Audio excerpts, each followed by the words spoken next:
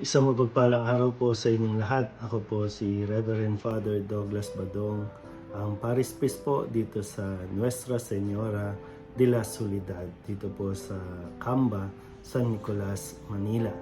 Nais ko lang pong kunin ng pagkakataong ito para magpasalamat po sa lahat ng mga tao na nagpapadala at nagbibigay ng kanilang mga tulong, mga donasyon, mga nagpapamisa, gamit po ang GCash, gamit po ang mga bank accounts at maging sa pag-click ng mga stars sa Facebook Live sa bawat misa natin. Taos puso po ang aking pasasalamat kaisa ng komunidad ng Soledad sa inyo pong mga kabutihan na lutigit nitong nakalipas na 2022. Ako po ay kung tutusin ay maglilimang buwan na dito sa tahanan ng Mahal na Birhen ng Soledad. Malaking bagay po at malaking tulong ang inyo pong pagpapaabot ng tulong para nang sa ganun ay medyo mas maging magaan po ang transition, yung pagkakalipat at pagbibigay sa akin ng isang responsibilidad, ang maging pastol ng parokyang ito. Kauna-unahang assignment ko po ito bilang Parish Priest mula po sa pagiging parochial vicar sa Minor Basilica of the Black Nazarene. Ngayon naman po ay isa ng Parish Priest dito sa Dambana o Tahanan ng Birhen ng Soledad. Maraming salamat po sa lahat ng mga nakasama namin, mga nakilakbay sa pagtataguyod ng simbahang ito nitong taong 2022, kahit po nung panahon pa ni Father Jerry.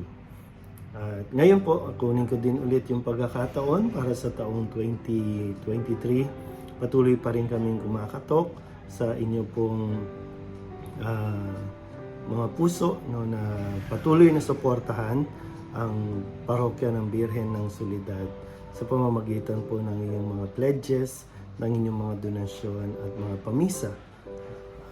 Nawa ay samahan niyo pa rin kami upang amin pong aking maitaguyod ang simbahang na akin po ngayon na kung saan ako nagmi-mission, kung saan ipinagkatiwala sa akin ng ating butihing Cardinal Jose Advincula.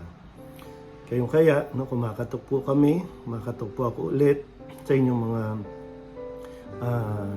pagiging mapagbigay. Kailangan po namin ang inyong mga tulong at donasyon, mga pledges, upang ang lahat po ng mga sacraments ay maibigay natin ng walang bayad. Dito po ang isa sa programa natin na sinimulan ay lahat ay magkaroon ng pagkakataon na makapagpabinyag, makapagpakasal, makapagpaspas, nang wala pong iniisip o inaalala tungkol sa bayad dahil wala naman po talagang bayad ang mga sacraments.